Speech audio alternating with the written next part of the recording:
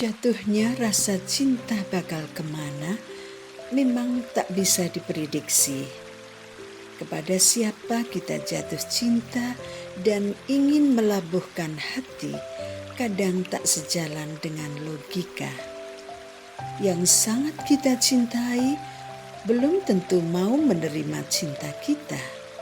Sedangkan yang tidak kita inginkan mampir dalam hidup ini, mengejar-ngejar sampai rela melakukan apapun, bersabar dan berkorban.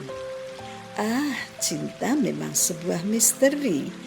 Datang dan perginya pun tak mengenal waktu dan tempat.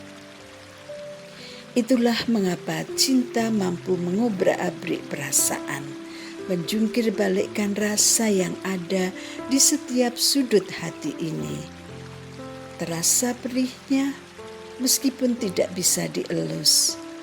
Terasa indah dan mesranya meskipun hanya ada dalam rasa, tak bisa kita simpan, apalagi kita tata. Semaunya sendiri, cinta bertengger di tahta hati kita. Cinta memang sebuah kata yang tak akan pernah habis menjadi topik pembicaraan. Semua orang pernah merasakan, dan semua orang juga pernah tersakiti. Meskipun begitu, cinta tetap agung dalam nuansa hati pemiliknya. Lembayung sudah lama mencintai Diran, mantan suami Mbak Yunya, Menur, yang telah almarhum. Celakanya, Diran sama sekali tidak merasa, tidak mampu menjangkau sinyal-sinyal cinta itu. Dalam hatinya, Lembayung adalah adik iparnya yang saat ini paling pas mengasuh dan merawat anaknya, yaitu Kunti. Lembayung sering menangis sendiri karena cintanya pada Diran tak pernah sampai. Ia tak mampu lagi memendam rindu. Berbagai cara telah dilakukan, namun tetap saja Diran tak bergeming. Diran tetap saja terus meratapi nasibnya yang telah patah hati akibat ditinggal mati istrinya. Dan Diran juga sangat menyesal dulu mau menikah sama Menur, sepaket dengan anak dalam kandungannya sebagai bonus. Mampukah Diran bertahan dengan keadaan ini? Dan mampukah Lembayung selalu menyimpan rapat-rapat cintanya pada Diran? Pendengar, temukan jawabnya dengan mendengarkan Cerbung Bersuara ini sampai tuntas. Selamat mendengarkan. Pak Marto dan istrinya sering mengunjungi Kunti. Hampir rutin 2 hari sekali. Mereka ingin melihat tumbuh kembangnya satu-satunya cucu mereka. Tapi tidak demikian dengan Diran. Ia paling-paling nengok anaknya seminggu sekali. Itu pun harus dioyak-oyak bapak dan simboknya. Hal ini menimbulkan tanda tanya besar di hati orang tua Diran. Simbok dan bapakmu gumun banget sama kamu Lole. Kok bisa-bisanya kamu nengok anakmu hanya seminggu sekali? Kok gak punya rasa kangen sama anaknya? Heran aku. Diran diam saja. Dalam hatinya ada rasa kecewa mengapa dulu ia mau menikahi Menur, menjadi bapak dari anak yang bukan anaknya sendiri. Diran tidak menyangka sama sekali kisah cintanya akan berakhir seperti ini. Ditinggal mati istri yang dicintainya dan ditinggali anak yang bukan anak kandungnya. Sedangkan di mata hukum, anak itu sebagai anak kandungnya. Tiranlah ayah kandung Kunti. Ia tidak bisa berbuat banyak. Ia harus bertanggung jawab, mendidik, mengasuh, dan membiayai semua keperluannya sampai anak ini berumah tangga, mempunyai kehidupan sendiri. Yang lebih parah, nama Dhiran akan selalu tercantum sebagai ayah kandung Kunti selama-lamanya. Ya ampun, mengapa dulu aku tidak berpikir sampai ke sana? Apa yang sekarang bisa aku lakukan? Dhiran bingung setengah mati. Setiap hari merasa bingung. Terlebih lagi ketika Simbok dan bapaknya memarahinya karena kecuekan Dhiran terhadap Kunti. Kadang-kadang Dhiran juga bisa memaklumi sikap marah Simbok dan bapaknya. Karena kan setahu mereka Kunti adalah anak kandung Dhiran. Tapi karena terlalu sering diomeli, lama-lama membuat enek juga. Dulu Dhiran menerima Menur dengan harapan ia bisa hidup bahagia bersama orang yang dicintainya. Ia juga bisa mencintai Kunti seperti anaknya sendiri. Lalu akan lahir adik-adiknya Kunti. Ternyata takdir berkata lain. Sekarang ini hari-hari Dhiran diliputi oleh penyesalan dan kebimbangan. Untuk menatap masa depan, masih ada mendung tebal menghadang. Namun ia harus tetap berpijak pada kenyataan sampai ia mampu mengobati luka telapak kaki yang terlanjur mengelupas oleh langkah-langkah kerikil tajam kehidupan yang setiap hari ia lalui. Dhiran pernah punya pikiran untuk berterus terang kepada Anggara. Tapi lalu ia ketakutan sendiri. Bagaimana nanti kalau Anggara mengambil Kunti? Simbok dan bapaknya pasti gulung komeng. Begitu juga keluarga Menur tidak mungkin mau melepaskan Kunti. Belum lagi Wirang bakal dieder-eder kemana-mana. Belum lagi pasti akan melukai banyak hati. Dhiran mungkin bisa melepas tanggung jawab dari Kunti, tapi ia bakal dihujat banyak orang. Ia akan dikata-katain laki-laki tidak bertanggung jawab, mencela-mencela, pengecut, dan masih banyak kata-kata kasar lainnya. Semua itu hanya akan menurunkan wibawa dan harga dirinya. Sebetulnya Dhiran merasa paling gak tegel pada Simbok dan bapaknya. Mereka sayang sekali kepada Kunti yang sebenarnya bukan siapa-siapanya. Ya Tuhan, aku terlalu sembrono mempermainkan hidupku sendiri dan hidup orang banyak.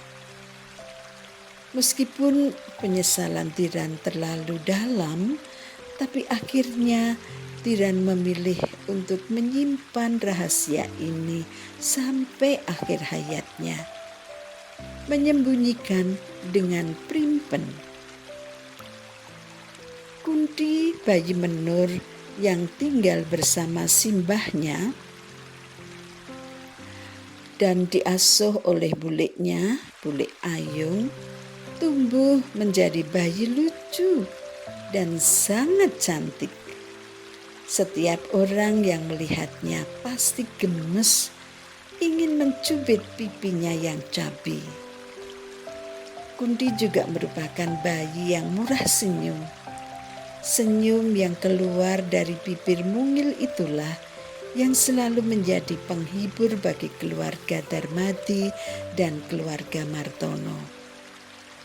Itulah sebabnya jika Pak Marto dan Bu Marto tidak bisa datang ke rumah bisannya, ia minta tolong Lembayung untuk membawa Kunti ke rumahnya. Saat seperti inilah yang paling ditunggu-tunggu Lembayung. Bagi Lembayung, membawa Kunti ke rumah Tiran merupakan saat yang paling membahagiakan.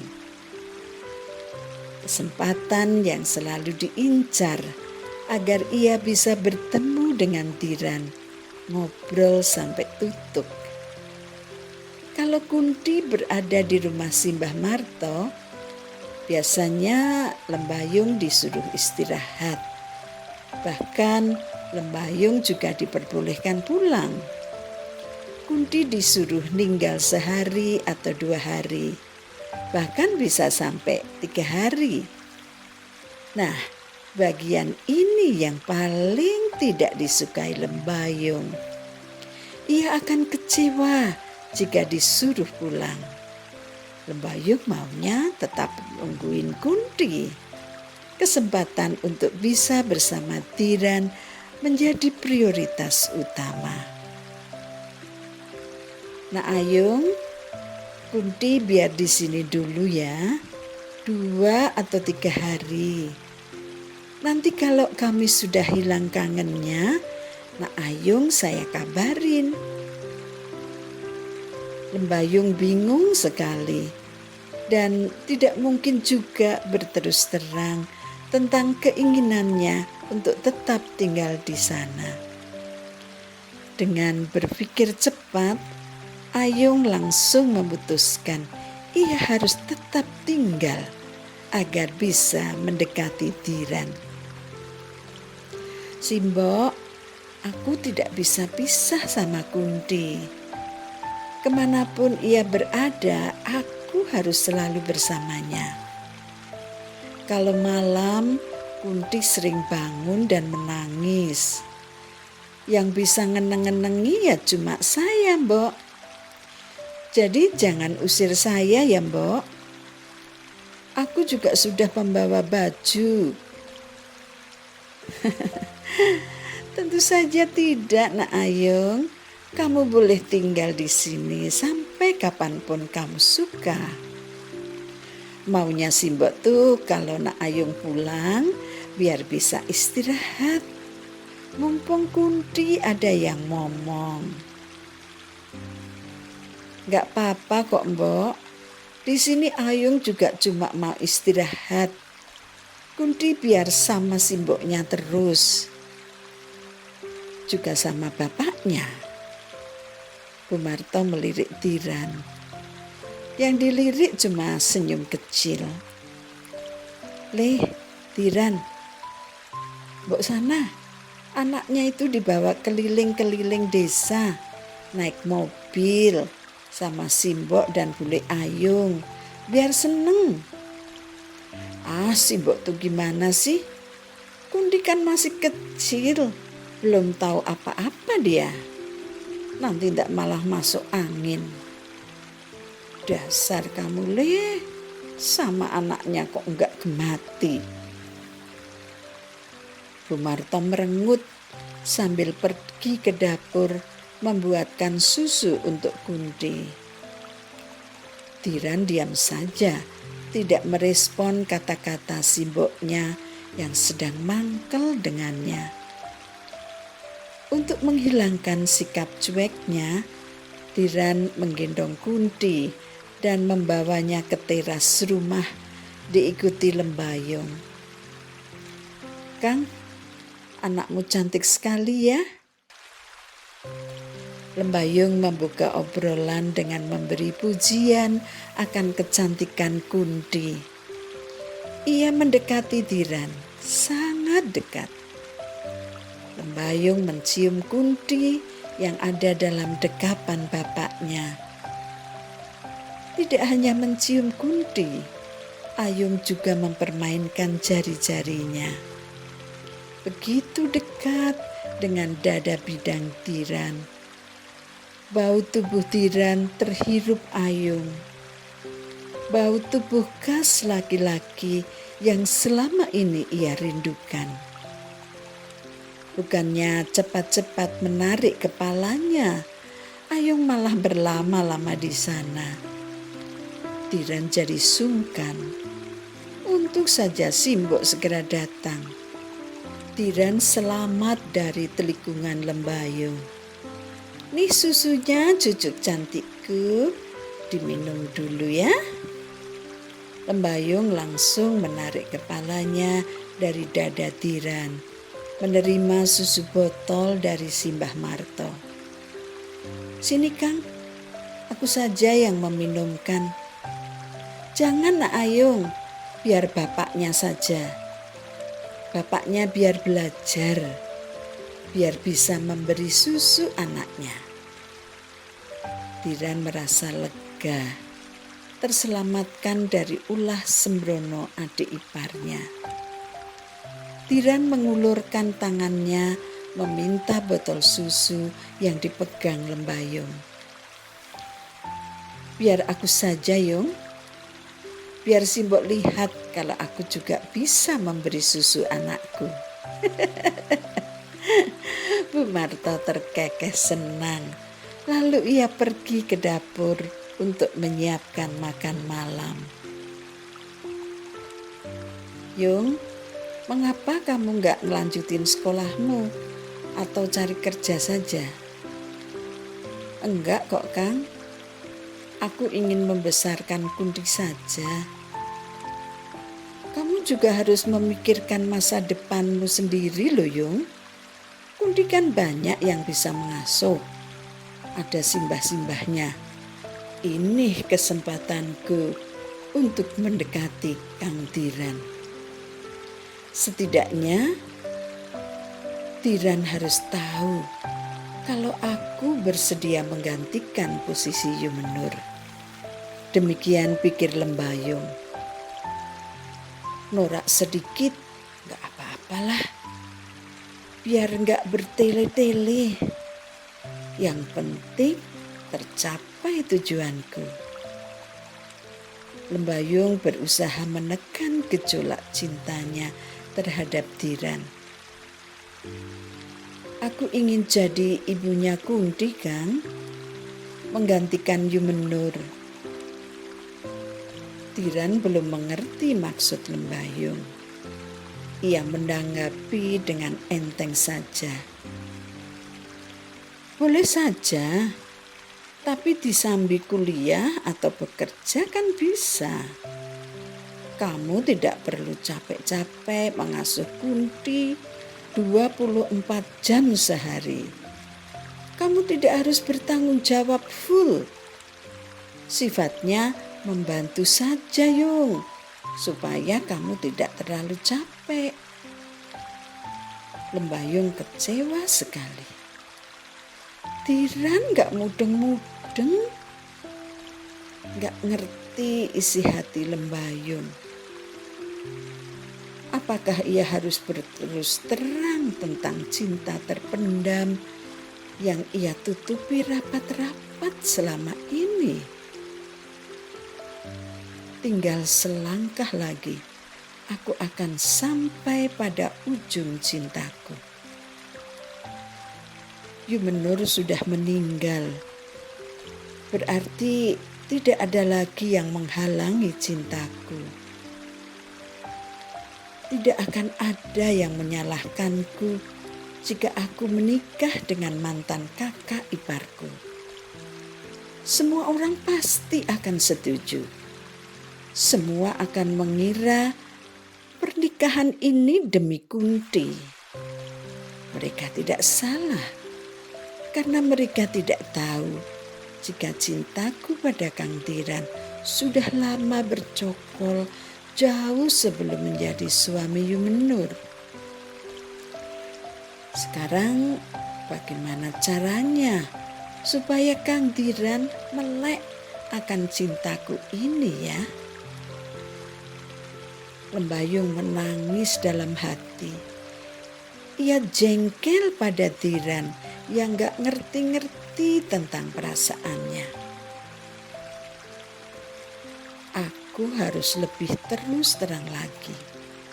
Demikian pikir Lembayung. Kalau cuma ditunggu pengertiannya, bakal hanya muter-muter saja. Tidak sampai pada tujuan. Kali ini aku harus lebih tegas dan lebih berterus terang. Kang Diran, Kunti itu butuh seorang ibu. Ibu yang bisa menerima keadaannya dengan tulus, mau rekoso, mau ngopeni seperti anak kandungnya. Tidak hanya seneng sama bapaknya. Lah kamu tuh Yung, kan belum pantas kalau aku nikah lagi. Baru 6 bulan loh Mbak Yumu itu meninggal. Entar orang-orang akan bilang, tanah kuburnya saja masih basah, kok sudah nikah lagi. Gak usah mikirkan apa kata orang Kang. Yang perlu kamu pikirkan itu nasib Kunti.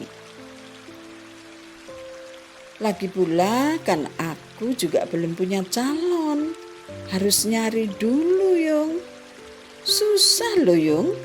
Siapa yang mau sama duda anak satu? Apalagi aku hanya seorang petani. Siapa yang mau Yung? Aku harus ngerumangsani siapa diriku ini. Lembayung semakin jengkel dengan sikap Tiran. Tapi mau bagaimana lagi? Apakah aku belum cukup berterus terang ya? Seumpama ya Kang, ada yang bersedia menjadi istrimu. Gimana Kang? Apakah Kang Tiran mau? Wajah Tiran tidak menunjukkan ekspresi apa-apa. Hal ini membuat Lembayung semakin heran. Serangannya selalu meleset. Harus aku apakan lagi orang ini? Kan kamu sendiri Yung yang menyarankan untuk berhati-hati memilih calon ibu Kunti. Harus sayang sama Kunti. Harus mau rekoso mengasuh anak tiri. Dan sebagainya dan sebagainya. Ya bakal aku lihat dulu. Apakah dia bisa menerima kami berdua atau tidak? Susah loh Yung cari yang seperti kamu. Kalau kamu kan jelas sempurna untuk Kunti. Kamu kan buliknya. Ya pastilah bisa menyayangi Kunti seperti ibunya sendiri.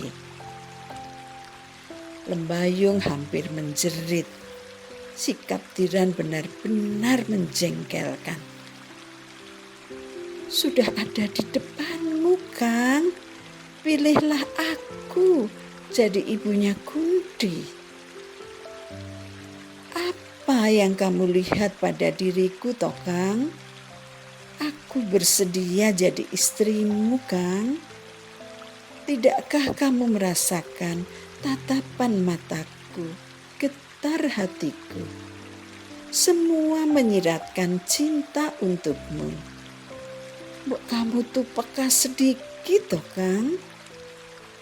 Mengapa kamu kok sama sekali tidak menghiraukan diriku? Apakah cintamu ikut terkubur bersama jasad Yumenur? Tentu saja kata-kata Lembayung ini hanya diucapkan dalam hati. Hati Lembayung grantes.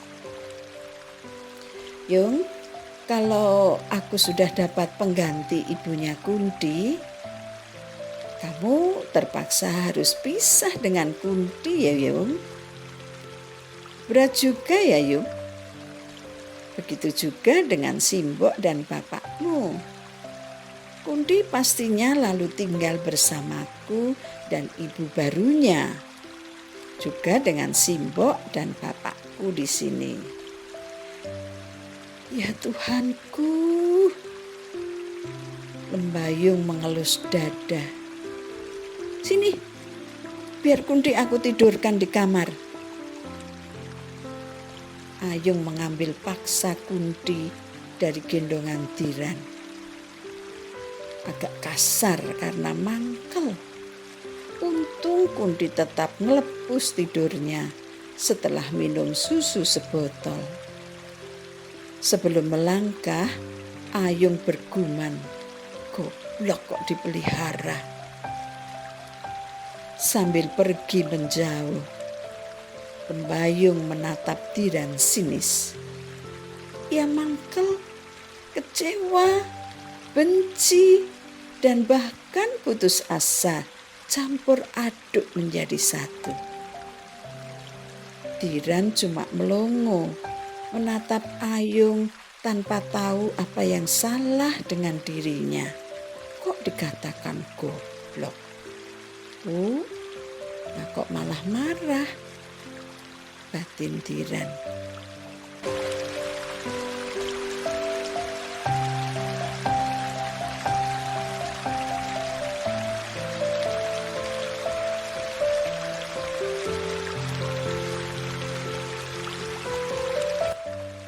Berakhir sudah, Serbung bersuara, kalau bukan aku, jangan dia.